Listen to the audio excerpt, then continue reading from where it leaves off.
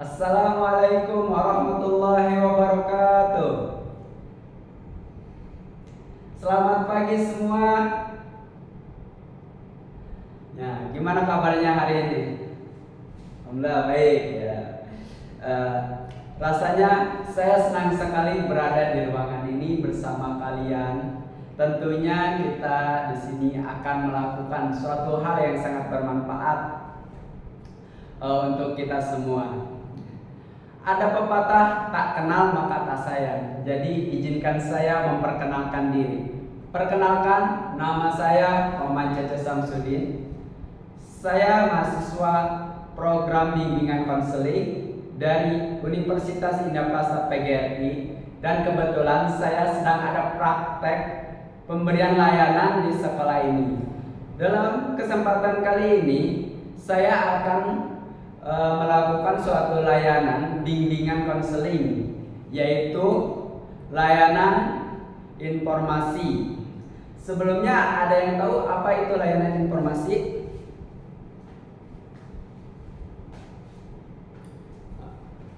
Nah, layanan informasi adalah kegiatan yang diberikan kepada kalian semua untuk mengetahui suatu informasi agar kalian dapat memahami informasi tersebut serta dapat memahami dan bisa juga diterapkan di kehidupan sehari-hari. Nah, layanan ini bertujuan agar kalian dapat mengetahui informasi penting bagi kalian semua. Untuk topik yang akan saya bawakan hari ini yaitu berjudul memahami bahaya narkoba dan dampaknya bagi remaja. Di topik ini saya akan memberikan pembahasan pada kalian semua tentang bahayanya narkoba dan dampaknya bagi pelajar. Nah, kalian pasti bertanya-tanya, apa sih narkoba itu? Apa sih penyebab terjumusnya narkoba? Dampak apa yang akan terjadi kepada kita ketika kita mengkonsumsi narkoba ini? Apa sih tujuan dari layanan ini? Tujuan dari layanan ini adalah memberikan wawasan dan pengetahuan kepada kalian semua tentang bahaya penyalahgunaan narkoba dan dampak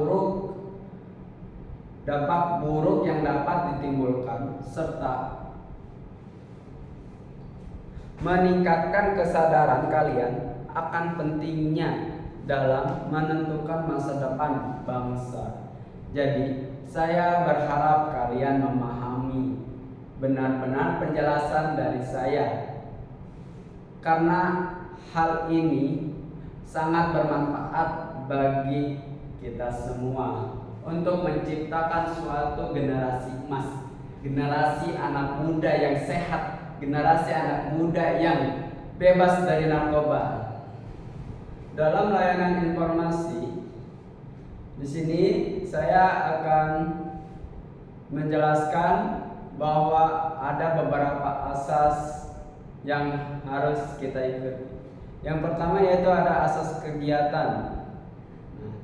Jadi di dalam asas kegiatan ini saya meminta pada kalian semua agar bisa aktif dan memperhatikan betul apa yang saya sampaikan.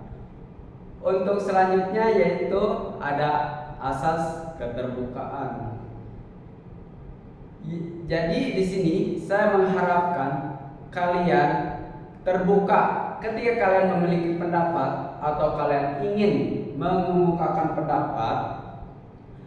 Kalian boleh mengemukakan pendapat kalian itu. Yang selanjutnya yaitu ada asas kenormatifan. Di sini saya minta kalian semua menjalankan layanan ini sesuai dengan norma-norma yang ada dan dengan cara yang sopan santun. Lalu ada asas kerahasiaan. Di sini saya meminta kepada kalian, ketika di antara kalian atau teman kalian ada yang bertanya atau menceritakan pengalaman pribadinya, saya harap kalian tidak boleh mempublikasikannya di luar. Nah, jadi kalian harus merahasiakan ini semua. Harus merahasiakan apa yang sudah kita bahas di ruangan ini dan tidak boleh kalian publikasikan di luar ruangan ini. Nah, selanjutnya saya akan menjelaskan aturan dalam kegiatan kita hari ini. Jadi kalian semua bisa memperhatikan Bapak terlebih dahulu dalam menjelaskan informasi yang Bapak sampaikan. Jika kalian nanti memiliki pertentangan, ingin mengemukakan pendapat kalian atau ingin bercerita, kalian semua bisa mengemukakan pendapat kalian.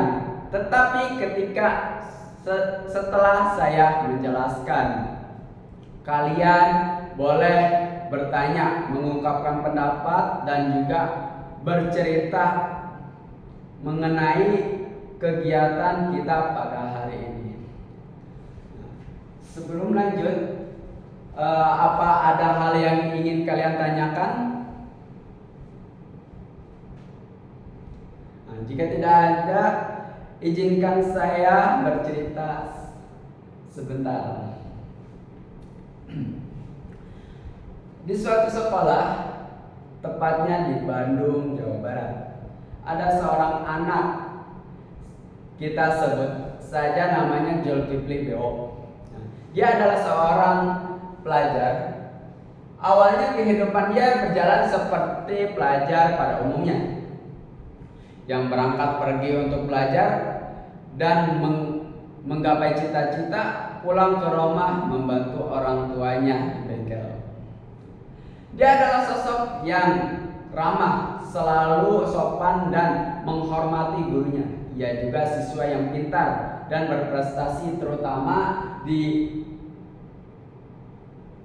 pelajaran matematika.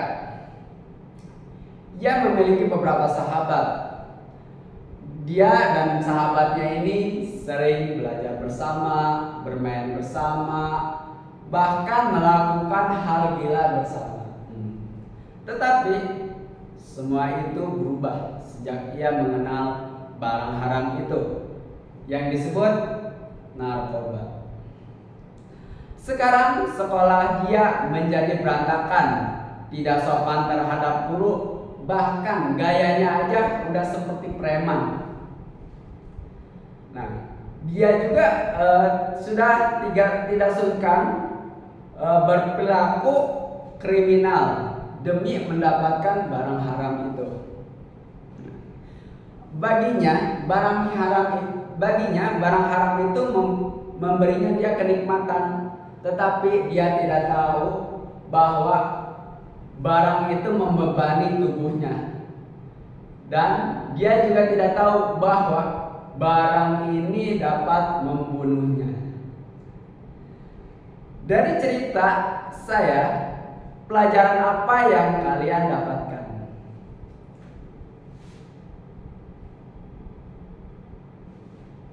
Oke, bagus. Nah, untuk selanjutnya kita akan lanjut ke materi. Di depan kita sudah ada materi yang akan kita bahas hari ini. Nah, sebelum memulai kegiatan, saya mau bertanya kepada kalian semua. Ada yang tahu apa itu narkoba? Tahu. Tahu? Ya apa aja? Obat terlarang, barang haram, Pak. Oh iya, betul. Ya.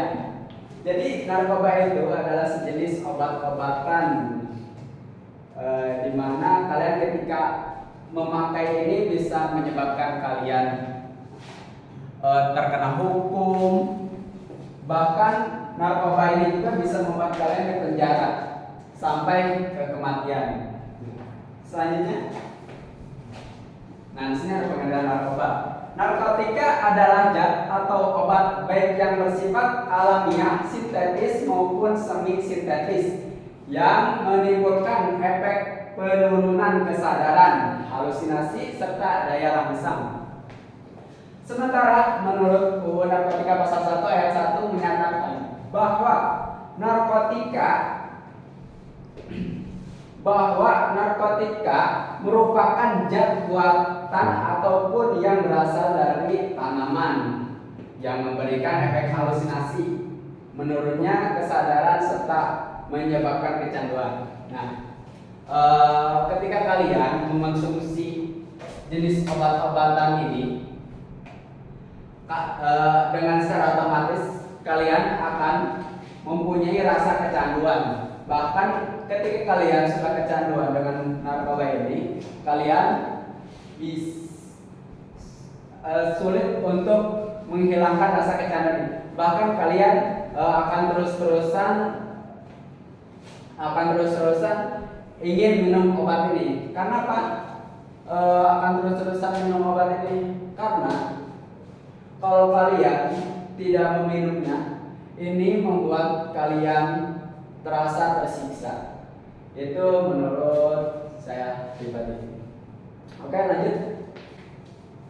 Nah, di sini ada jenis-jenis narkoba, yaitu ada ganja, sabu, ekstasi, sampai tembakau, gorila, dan mushroom. Oke, selanjutnya. Nah, di sini ada lanjutan dari jenis-jenis narkoba. Narkotika berdasarkan Undang-Undang Nomor 35 Tahun 2019 tentang narkotika. Narkotika adalah zat atau obat yang terbuat dari tanaman atau bukan tanaman, baik sintetis maupun semi sintetis, yang dapat menyebabkan penurunan atau perubahan kesadaran, kehilangan rasa, mengurangi sampai kehilangan rasa nyeri, dan dapat menimbulkan ketergantungan. Nah, zat adiktif lainnya. Zat adiktif adalah bahan yang menyebabkan adiksi atau ketergantungan yang membahayakan kesehatan, yang ditandai perubahan perilaku kognitif dan fenomena psikologis, keinginan kuat untuk mengkonsumsi, bahkan tersebut sulit dalam mengendalikan penggunanya. Nah, dari sini kita sudah bisa tahu nih bahwa pengguna narkoba ini sangat sulit untuk dihentikan. Bahkan ketika orang memakan obat yang zat adiktif ini, dia bisa susah dikendalikan. Nah, kita lanjut. Nah, dia sangat prioritaskan pada pengguna tersebut daripada kegiatan lain. Nah, orang yang sudah mengonsumsi obat adiktif lainnya ini, dia akan memprioritaskan obat itu untuk dirinya daripada kegiatan lainnya. Nah, oke, selanjutnya. Nah, ternyata narkotika juga bukan hanya satu, tapi ada 3 bagian juga. Nah, ada 3 golongan. Nah, di sini ada narkotika golongan 1. Adalah narkotika yang dapat digunakan untuk tujuan pengembangan, ilmu pengetahuan, dan tidak digunakan dalam terapi serta mempunyai potensi sangat tinggi mengakibatkan ketergantungan. Contohnya opium, tanaman ganja, heroin, apermina, etakatinona, tanaman KHAT, cat HRLIS, dan lain-lain. Narkotika golongan 2 adalah narkotika berkhasiat pengobatan, digunakan sebagai pilihan terkait dan dapat digunakan dalam terapi atau untuk tujuan pengembangan ilmu pengetahuan serta mempunyai potensi tinggi mengakibatkan ketergantungan. Nah, di sini contohnya ada dextromanida, metadona, morina, petidina, dan lain-lainnya. Narkotika golongan 3 adalah narkotika berkhasiat pengobatan dan banyak digunakan dalam terapi dan untuk tujuan pengembangan ilmu pengetahuan serta mempunyai potensi ringan mengakibatkan tergantungan. Nah, dari semua narkotika ini semuanya itu memiliki efek ketergantungan, di mana hal ini sangat tergantung, bahkan diri kita dapat tergantung terus sama obat ini gitu. Jadi saya harap kalian jangan pernah mau mencoba-coba obat-obatan ini, mau itu jenis golongan 1, golongan 2, golongan 3, karena ini semua akan memiliki efek ketergantungan. Nah, oke, next. Oh iya, terkecuali bila kalian emang membutuhkan untuk keadaan medis, mungkin itu boleh. Tapi kalau untuk coba-coba mengkonsumsi, jangan, karena itu sangat berbahaya. Yang terancam bukan hanya diri kita, tapi masa depan kita juga, keluarga kita juga, serta di hidup kita juga tergantung. Karena obat-obatan ini bisa membuat kita meninggal. Nah, di sini udah ada kasus narkoba tahun 2022. Nah, Badan Narkotika Nasional melaporkan ada 851 kasus penyalahgunaan narkoba dan obat-obatan narkoba. Di Indonesia pada tahun 2002 jumlah itu naik 11,1% dibandingkan tahun sebelumnya yang sebesar 766 kasus. Sementara jumlah tersangka dalam kasus narkoba sangat banyak, 1.350 orang sepanjang tahunnya. Sangat banyak ya. Nah, terus berdasarkan data dari Kominfo 2022 menjelaskan bahwa penggunaan narkoba berada di kalangan anak muda berusia 15 sampai 35 tahun dengan persentase sebanyak 82,4% berstatus sebagai pemakai, sedangkan 47,1% berperan sebagai pengedar dan 31% sebagai kurir. Angka tersebut tentu terdengar sangat miris. Remaja yang seharusnya menjadi generasi penerus bangsa malah tercemar dengan narkoba. Sangat disayangkan. Padahal masa-masa muda ini adalah masa-masa emas gitu, dimana di masa ini kita bisa membangun kehidupan kita dengan lebih positif, tapi kita malah terjerumus dengan narkoba ini.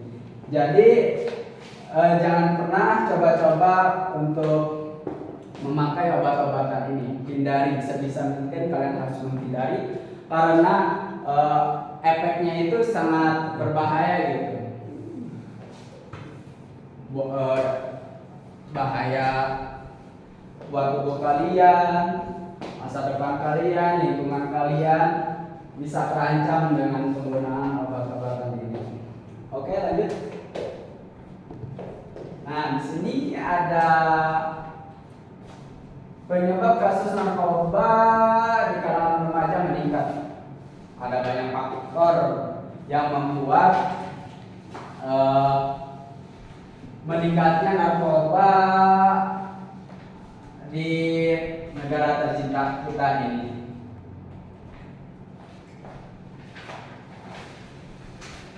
Oke, untuk yang pertama itu faktor individu. Nah, faktor diri sendiri atau faktor dari dalam diri merupakan faktor yang menjadi penyebab utama penyalahgunaan narkoba. Banyak hal yang mengaruhi hal tersebut, seperti lari dari permasalahan, menganggap bahwa narkoba adalah solusi. Selain itu, keinginan coba-coba tanpa melihat dampak yang akan dirasakan. serta menyalahgunakan narkoba, keinginan mengikuti idola atau gaya, keinginan atau diterima di suatu lingkungan atau geng tertentu sehingga tanpa berpikir panjang menyalahgunakan narkoba. Alangkah baiknya kalian sebelum berkumpul kepada suatu lingkungan atau perkumpulan teman, alangkah baiknya kalian lihat dulu dalam lingkungan ini baik gak sih buat masa depan kita, positif atau tidak gitu. Jika itu berdampak negatif, tinggalkan saja. Masih banyak kok lingkungan lain yang bisa membuat kita lebih positif dalam berteman. Oke, selanjutnya ada faktor psikologis. Nah, faktor psikologis ini biasanya remaja yang mengalami stres berat atau gangguan perilaku, masalah psikologis seperti depresi dan gangguan cemas lebih berisiko mengalami kecanduan narkoba. Bagi mereka, mengonsumsi narkoba bisa menjadi salah satu cara atau bahkan solusi untuk mengatasi berbagai masalah yang sedang mereka alami. Nah, sebab pemikiran anak muda ini sangat salah banget ya. Ketika kita stres gitu, kita melarikan diri buat minum minuman haram, buat minum obat-obatan haram. Ini sangat salah sekali gitu. Kita bisa gitu, ketika kita mempunyai suatu masalah atau problem yang sangat berat banget dalam hidup kita dapat mendatangi psikiater ataupun psikologis ataupun psikolog. Nah, itu akan lebih menjadi hal-hal positif gitu daripada kalian ingin menyelesaikan masalah dengan memakan makanan atau meminum obat-obatan terlarang ini yang ada hanya akan menambah masalah bagi kalian. Masalah kalian tidak akan pernah hilang. Oke. Nah, untuk selanjutnya itu faktor lingkungan. Nah, faktor lingkungan ini terbagi tiga, di mana ada faktor lingkungan, faktor lingkungan pertemanan, lingkungan keluarga, dan lingkungan sekolah. Nah, dari semua faktor ini juga dapat menyebabkan bisa menyebabkan kasus narkoba meningkat di kalangan remaja. Nah, untuk faktor lingkungan pertemanan, nah, merupakan resiko tertinggi dalam menyalahgunakan narkoba pada remaja. Ikut teman atau agar diterima di pergaulan dapat memicu remaja untuk memulai mencoba narkoba hingga menjadi kecanduan. Apalagi di kalangan remaja, teman menjadi salah satu rumah kedua setelah keluarga, atau bahkan banyak yang merasa lebih nyaman. Nah, ternyata di lingkungan pertemanan kita juga kita dapat terjerumus barang haram ini ketika kita tidak pintar dalam memilih pertemanan atau memilih teman, maka kita juga akan secara otomatis terjerumus ke barang haram ini, yaitu narkoba. Jadi carilah lingkungan pertemanan yang baik, yang positif. Sekarang banyak banget kan tuh lingkungan pertemanan yang baik, misalnya organisasi olahraga atau yang lain. Nah, lingkungan keluarga. Nah, lingkungan keluarga juga dapat menyebabkan kita terjerumus narkoba.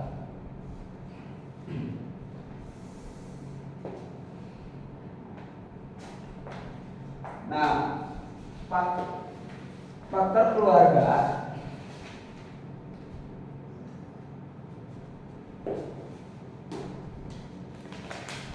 oke.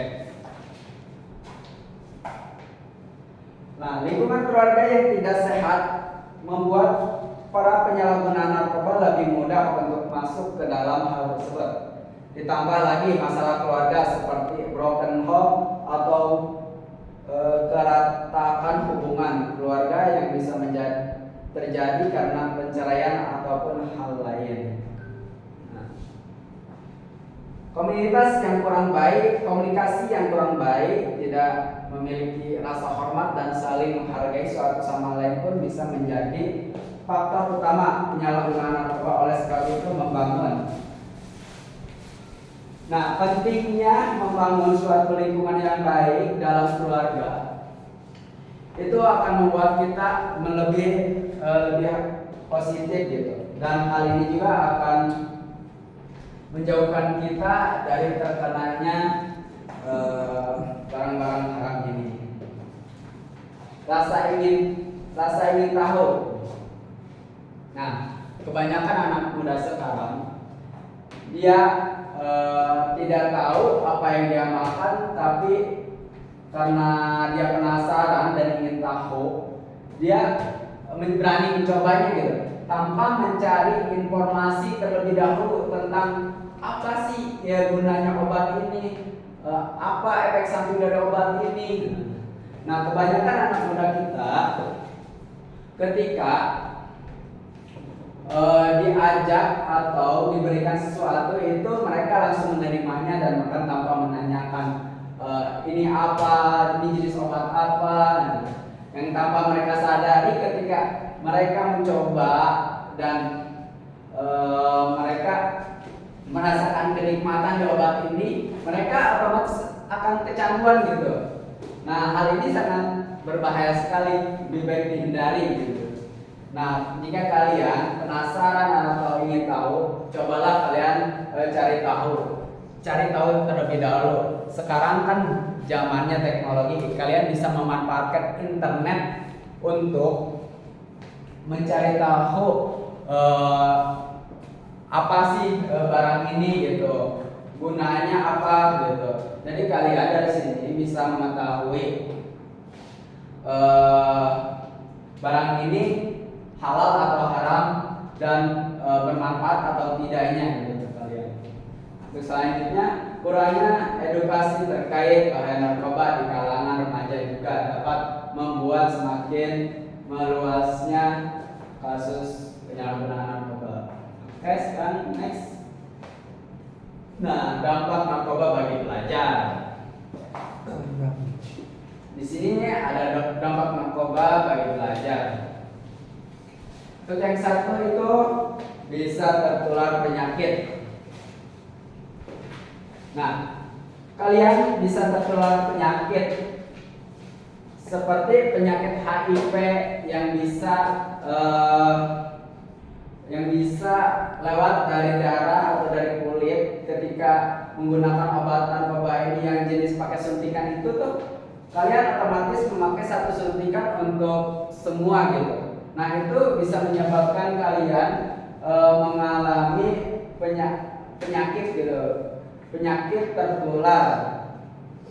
Nah, untuk selanjutnya pengembangan otak terganggu. Nah, dari mengonsumsi obat narkoba ini tidak hanya penyakit pengembangan otak kita aja sebagai remaja bisa terganggu, bisa menurunnya prestasi, dan hal ini sangat merugikan diri kita sendiri kan.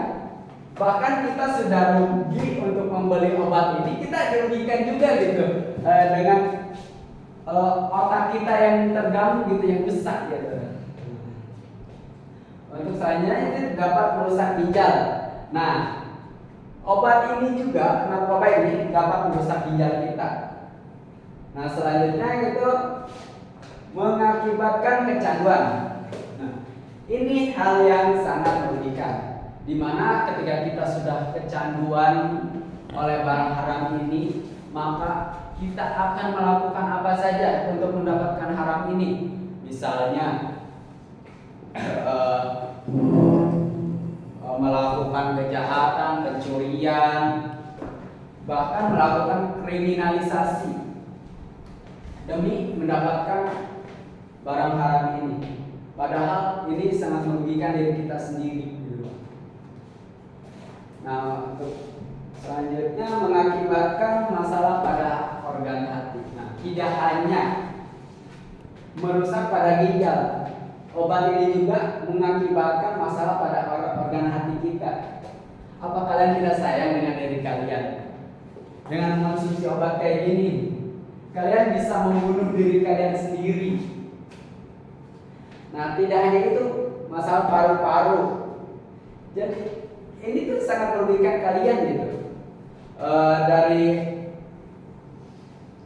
bisa merugikan harta kalian, bisa merugikan diri kalian, bahkan dapat menghancurkan masa depan kalian. Oke, next. Untuk yang selanjutnya ini, nah, pencegahan agar tidak terjerumus narkoba. Satu, kalian bisa menanamkan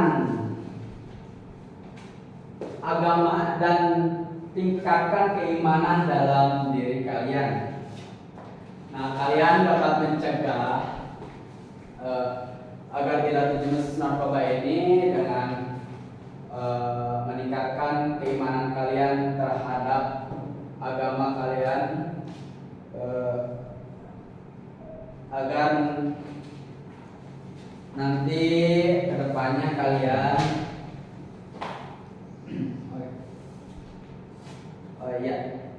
tindakan keimanan. Nah, hal ini bisa menjadi kunci bagi kalian gitu agar terhindar dari terjerumusnya narkoba. Untuk yang kedua, hindari rasa penasaran untuk mencoba-coba seperti yang tadi sudah kita jelaskan. Jangan pernah mau mencoba-coba.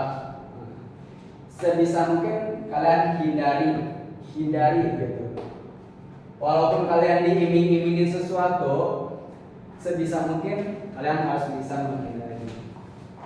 Oke, memilih pergaulan yang baik dan jauhi pergaulan bebas. Nah, tadi sudah kita jelaskan juga itu ada kaitannya dengan lingkungan pertemanan. Nah, di sini juga kita bisa memilih pergaulan yang baik.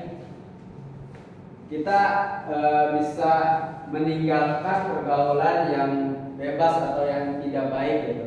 Nah, lingkungan yang baik itu seperti apa? Kita bisa memilih lingkungan dengan hal positif, yang seperti kita mencari lingkungan yang di mana orang-orangnya lebih hobi berolahraga, terus lebih suka menceritakan permasalahan negara kita gitu. Pokoknya kalian sebisa mungkin memilih sebisa mungkin meninggalkan pergaulan bebas ini, karena hal ini sangat membahayakan dan hal ini dapat menjerumuskan kalian pada barang haram. Nah, yang di sini ada berani menolak pemberian dan ajakan yang mencurigakan. Nah, ketika ada teman atau kumpulan atau tetangga atau keluarga kita yang sangat mencurigakan, kalian harus berani menolaknya. Walaupun ketika kalian ada di suatu lingkungan, tapi teman kalian ini kayak mengiming-imingin, lu contohnya seperti ini, lu kalau nggak minum obat ini, lu gak usah ngikut grup kita, tinggalkan saja. Masih banyak kok perkumpulan hal-hal yang lebih positif. Dengan berani menolak, otomatis kita akan terhindar dari terjerumusnya ini. Dan kita juga harus sebisa mungkin mencurigai pemberian-pemberian dari orang, walaupun itu dari teman yang kita kenal gitu. Tapi itu juga patut kita curigai gitu, karena narkoba ini gitu bisa terlihat seperti obat biasa gitu tanpa kalian sadari ya. Jadi kan penting juga kalian memiliki rasa curiga terhadap teman kalian. Oke, untuk selanjutnya isi waktu kalian dengan kegiatan yang positif. Nah, seperti tadi tuh, kalian bisa mengisi waktu kalian dengan hal-hal positif seperti tadi tuh berolahraga, main panahan, hiking, dan jalan-jalan, menghabiskan waktu bersama keluarga. Itu menurut saya kegiatan yang sangat positif, dan bahkan kalian bisa terhindar juga dari dari narkoba ini dengan mengisi suatu kegiatan yang positif. Kalian bisa melupakan permasalahan-permasalahan yang kalian awalnya sampai berpikiran ingin menggunakan obat ini. Dengan kalian mengisi waktu yang positif, insya Allah gitu, itu semua akan hilang dan rasa keinginan ini akan tidak ada gitu. Oke, selanjutnya. Nah, selanjutnya. Nah, itu tadi dia penjelasan mengenai memahami bahaya narkoba dan dampaknya. Dan semoga aja kalian bisa mengambil ilmu dari apa yang telah saya jelaskan tadi mengenai bahaya narkoba bagi kesehatan kalian. Semoga kalian bisa memilih pertemanan yang lebih baik lagi, lebih positif, agar tidak terjerumus ke tanah haram ini. Nah, sebelum kelas ini kita akhiri, Bapak di sini membuatkan tugas buat kalian. Nah, Bapak meminta kalian membagi kelas menjadi 2 kelompok. Ya. Nah, kelompok satu ya sebelah kanan, untuk kelompok yang satu sebelah kiri ya. Ya. Nah, di sini Bapak meminta kalian untuk mendiskusikan dampak narkoba bagi lingkungan sosial. Nah, kalian diskusikan dengan kelompok kalian, kelompok kalian. Setelah itu kalian mempresentasikan yang telah kalian dapatkan mengenai dampak narkoba bagi lingkungan sosial. Jadi sekian, terima kasih, dan saya tunggu hasil diskusi kalian.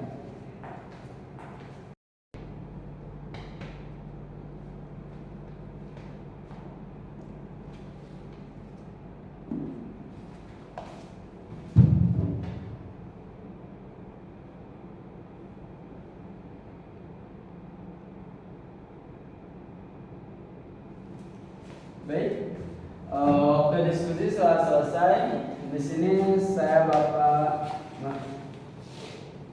Di sini saya meminta kalian untuk mempresentasikan hasil diskusi kalian. Untuk kelompok satu silakan dipresentasikan hasil diskusi dengan kelompoknya. Baik, sangat bagus banget ya, sangat bagus sekali hasil diskusi dari kelompok satu. Sekarang kelompok dua, ya silakan dipresentasikan hasil diskusinya.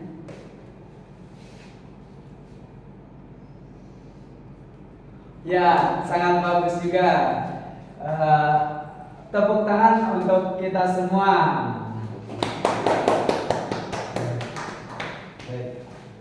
Nah, untuk selanjutnya, karena pembelajaran kita hari ini sudah selesai, semoga layanan ini bermanfaat untuk kita semua gitu, dan kita dapat mengambil pembelajaran yang lebih positif dan bisa mencari lingkungan yang lebih baik lagi. Untuk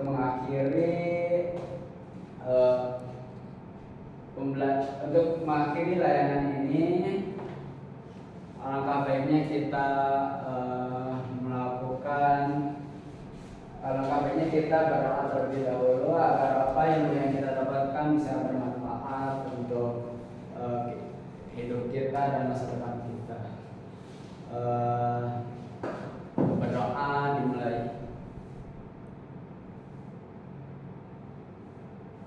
Selesai. Jadi sekian, terima kasih atas partisipasinya. Saya sangat senang kalian sangat aktif sekali dalam layanan ini, dan sampai jumpa di lain waktu.